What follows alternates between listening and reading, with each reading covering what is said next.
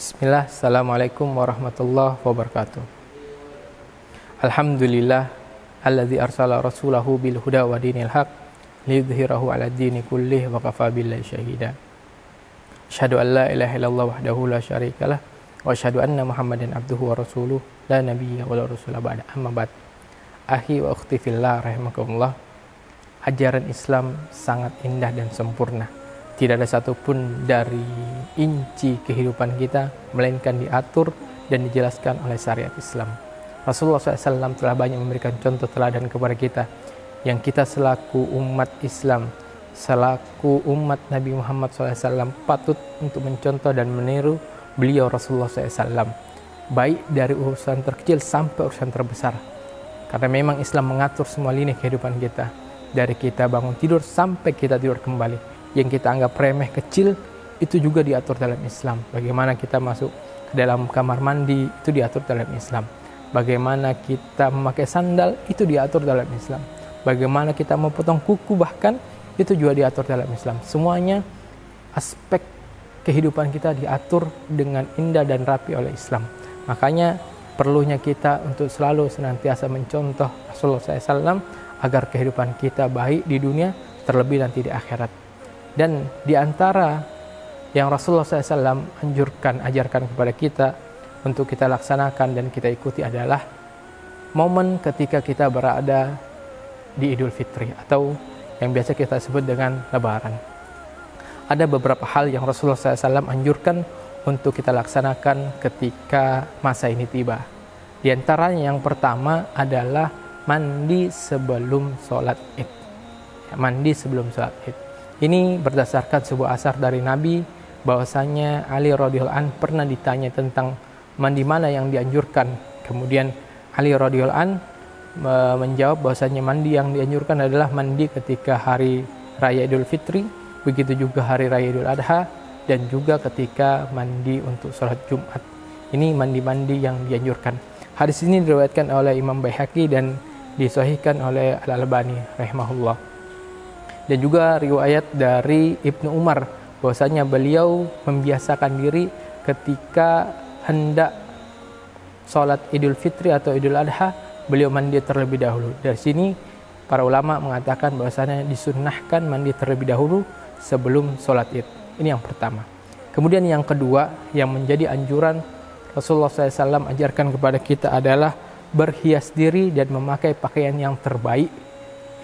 Yang jadi catatan penting buat kita adalah memakai pakaian yang terbaik, bukan yang termahal. Bahkan dalam sebuah hadis disebutkan bahwasanya Rasulullah SAW memiliki baju khusus yang beliau siapkan spesial dipakai ketika hari raya Id, baik itu Idul Fitri atau Idul Adha, dan juga ketika hari raya Jumat. Dari sini ya ulama mengatakan bahwa disunnahkan kita berhias diri dan memakai pakaian yang terbaik yang kita miliki sebagai bentuk syiar kita di hari raya, di hari kita senang untuk memakai pakaian terbaik yang kita miliki. Dan ini anjuran ini dikhususkan kepada kaum Adam. Adapun kaum Hawa maka mereka memakai pakaian seperlunya, tidak sampai berlebihan karena spesialnya seorang wanita di hadapan suaminya saja. Kemudian yang ketiga yang dianjurkan oleh Rasulullah SAW adalah makan sebelum sholat Idul Fitri. Ya, jadi kita dianjurkan untuk makan terlebih dahulu sebelum berangkat sholat Idul Fitri. Berdasarkan sebuah hadis dari Abdullah bin Buraidah bahwasanya karena Rasulullah SAW la yaqtu yaumal fitri hatta yakul. Rasulullah SAW tidaklah berangkat untuk menunaikan sholat Idul Fitri, melainkan beliau makan terlebih dahulu. Ya, untuk apa? Membedakan hari itu sudah tidak puasa. Hikmahnya untuk membedakan hari ketika kita masuk di bulan Syawal, Lebaran, maka di situ sudah tidak lagi puasa Ramadan. Ya, membedakan antara Ramadan dengan bulan selanjutnya. Dan kita ketahui bersama bahwasanya syariat Islam mengharamkan untuk puasa ketika hari raya Idul Fitri ataupun Idul Adha. Maka kita disunnahkan makan terlebih dahulu kemudian pergi berangkat menunaikan sholat Id. Adapun makanan yang dianjurkan dan disunahkan oleh Rasulullah SAW adalah sebagaimana dalam sebuah hadis disebutkan, Rasulullah SAW tidaklah keluar untuk menunaikan sholat Id, melainkan beliau telah makan kurma terlebih dahulu yang jumlah bilangannya ganjil 1, 3, 5 dan seterusnya. Ya, adapun bagi kita yang tidak memiliki kurma atau kurang menyukai kurma, maka diperbolehkan untuk memakan makanan yang lain. Yang penting catatannya adalah halalan thayyiban, halal dan baik. Itu yang menjadi teladan dari Rasulullah SAW selanjutnya. Kemudian yang selanjutnya juga dari Rasulullah SAW adalah memperbanyak takbir. Ya, memperbanyak takbir dimulai dari keluarnya rumah sampai kapan? Sampai ditegakkannya sholat. Berdasarkan sebuah hadis Rasulullah SAW, yakhrut yaumal fitri fayukabbir hatta ya'tiyal musalla wa hatta yaqdiyas sholah wa idha qada sholah qata'at takbir. Rasulullah SAW ketika hari Id datang, beliau keluar dari rumahnya dan memperbanyak takbir. Ya, dan beliau senantiasa mengulangi takbir itu dengan menjaharkan, mengeraskan suaranya ketika bertakbir. Sampai kapan? Sampai sholat itu telah ditunaikan. Ya, kemudian selanjutnya yang menjadi sunnah Rasulullah SAW ajarkan kepada kita, ketika hari Id tiba, maka kita dianjurkan, disunahkan untuk pulang dan pergi ke tempat kita sholat Id melalui jalan yang berbeda. Ya, kita pulang datang ke tempat sholat Idnya lewat jalur A, maka disunnahkan pulang dari tempat sholat Id ke rumah kita lewat jalur B. Jadi jalan kita pergi dan pulang melalui jalur yang berbeda itu disunnahkan. Berdasarkan sebuah hadis bahwasanya Rasulullah SAW, idza kana yaumul Id khalafat thoriq. Dari Jabir, beliau mengatakan Rasulullah SAW ketika hari Id beliau melewati jalur yang berbeda ketika beliau datang dan ketika beliau pulang. Hikmahnya apa? Hikmahnya untuk memperbanyak saksi kebaikan kita di atas muka bumi Allah Subhanahu wa taala. Karena setiap kebaikan yang kita lakukan di atas muka bumi, maka jejak-jejak kita itu akan menjadi saksi kelak di hadapan Allah Subhanahu wa taala.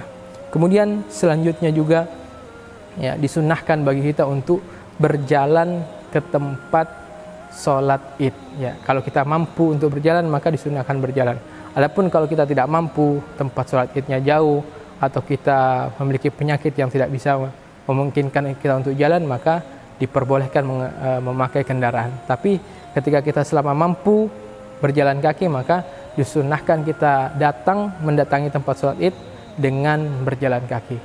Dan yang terakhir yang menjadi sunnah Rasulullah SAW ketika Idul Fitri atau hari Lebaran adalah mengucapkan tahniah, mengucapkan selamat kepada orang yang kita ketemui. Berdasarkan sebuah asar dari para salaf terdahulu, kana ashabu Rasulillah sallallahu alaihi wasallam idzal taqau yaumal id yaqulu ba'duhum li ba'd taqabbalallahu minna wa minkum. Bahasanya para sahabat Rasulullah SAW ketika mereka saling bertemu di hari raya Idul Fitri, maka mereka saling mengucapkan doa dengan doa ucapan taqabbalallahu minna wa minkum. Semoga Allah menerima amal ibadah kami dan ibadah kalian. Jadi setelah kita melakukan ibadah puasa, kita saling mendoakan, mengucapkan tahniah, ucapan selamat dan juga mendoakan kepada orang yang kita temui, baik itu keluarga, saudara, kerabat dan sebagainya. Kita doakan. Ya, dan ucapan tahniah ini, ucapan selamat ini tidak sempit, tidak hanya ucapan taqabbalallahu minna wa minkum. Ini asar dari para sahabat yang baik untuk kita laksanakan. Adapun ucapan yang selain ini yang sudah masyhur di kalangan masyarakat kita dengan ucapan minal aidin wal faizin, ini diperbolehkan.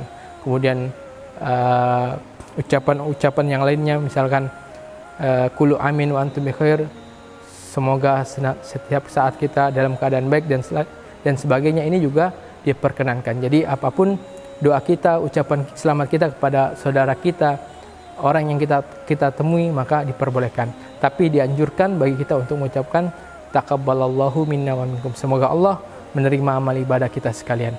Mudah-mudahan apa yang kita sampaikan ini bermanfaat, kita ikuti aturan ajaran Islam yang Rasulullah SAW anjurkan dan telah ajarkan kepada kita. Dengan itu, insya Allah kita akan bahagia di dunia, terlebih di akhirat. Wassalamualaikum warahmatullahi wabarakatuh.